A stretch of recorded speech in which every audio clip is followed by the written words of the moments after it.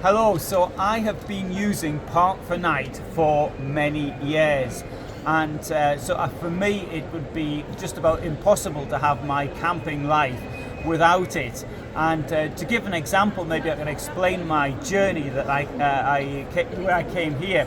So I started off in Heilbronn in Germany, leaving on the Wednesday afternoon to be here in Birmingham on the Tuesday morning. So I like to actually see things.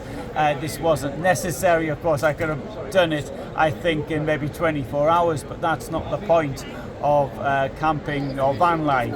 So on the first night, I was fortunately found, thanks to Park4night, a really nice stellplatz in a place called Osthofen, which is about just under 100 kilometers from Heilbronn, where I started out from. And so I was able to actually do things for what interests me, which is in history.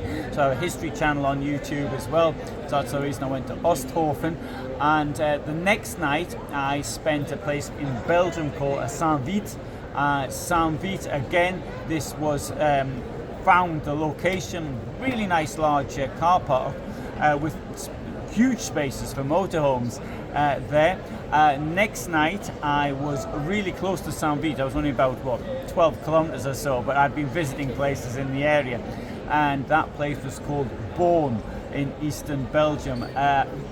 Outstanding small village, long viaduct. The parking was on where the former railway station used to be, and it was on a bike route, and really lovely place, super quiet at night as well.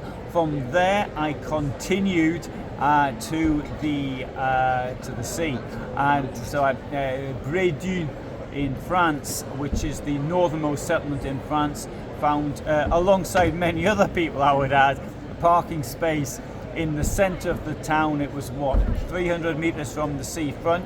Park4night also showed a place where you could park on the seafront, but I thought, next to the sea it tends to be a bit noisy at times, and it might look really sort of romantic and nice. Well, first of all, I was by myself, and the second thing is, the sea makes a noise. And next night I spent, thanks to, again, Park4night, DFDS's car park next to the port, which was, admittedly, I had took the cheapest ferry I could find, and my employer was paying for it, so I really wanted to be impressive with the expenses when I go back. And from there I drove to Birmingham, and I got just after midday, 17 kilometers from here. Wonderful location out in the forest. Forestry Commission, because I arrived so early, gave me a chance to explore the area. So they got walking in the forest. I was able to visit the manor house nearby from the 15th century, now in the care of the National Trust, and superb.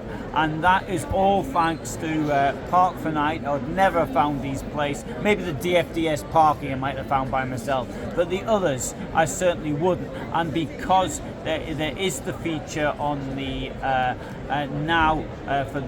on the paid versions, you've got the itinerary, and you press the button and it goes to Google Maps or whatever other navigation you're using, and it will show you the way to these places. Makes it a little bit easier. You can of course use the copy and paste if you're still using on the free version of it. But superb. I am really pleased to be associated with Park4night. I think it's a fantastic tool for all campers.